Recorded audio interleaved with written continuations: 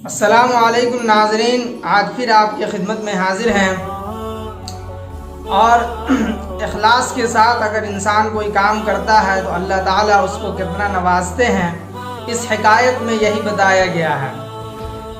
شیخ عطا ازرق رحمۃ اللہ علیہ فرماتے ہیں کہ ایک مرتبہ میری بیوی نے مجھے 2 درہم دیے تاکہ بازار سے آٹا لاؤں۔ میں جب بازار جانے لگا تو راستے میں ایک غلام کو روتے ہوئے دیکھا۔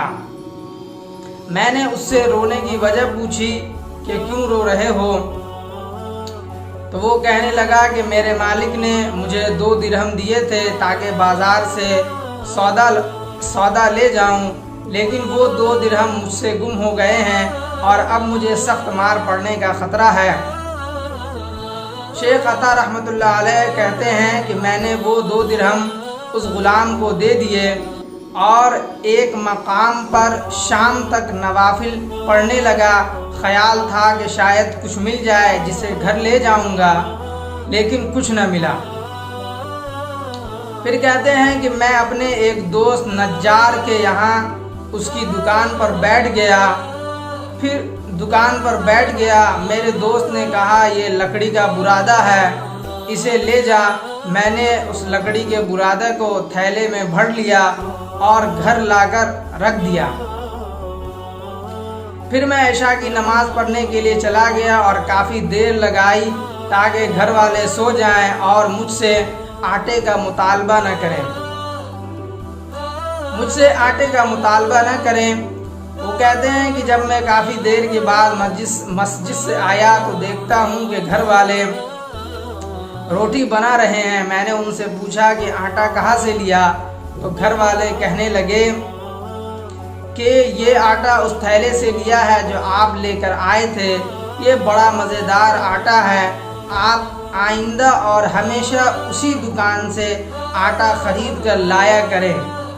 شیخ عطا رحمۃ اللہ علیہ فرماتے ہیں کہ میں نے ان سے کہا انشاءاللہ تعالی ایسا ہی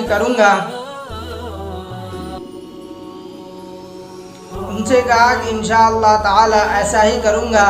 اللہ تعالیٰ کی قدرت دیکھیں کہ وہ لکڑی کا برادہ آٹا بن گیا تھا۔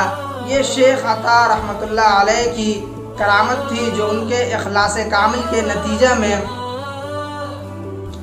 ظاہر ہوئی تھی۔ انہوں نے جو اخلاص کامل سے اللہ تعالیٰ کی راہ میں 2 درہم دیے تھے، اللہ تعالیٰ نے ان کو قبول فرمائے اور ان کے بدلے میں انہیں مذکورہ صدر و حیرت انگیز و ایمان افروز کرامت سے نوازا۔ تو یہ حکایت تھی جو ابھی ہم نے آپ کو سنائی ہے۔ اس سے یہ بات پتہ چلتی ہے کہ انسان اگر اخلاص کے ساتھ اللہ تعالیٰ کے راستے میں کوئی کام کرتا ہے اور صرف اللہ تعالیٰ کی رضا ہی کے لیے کرتا ہے تو اللہ تعالیٰ اس کو کتنا نوازتے ہیں، اور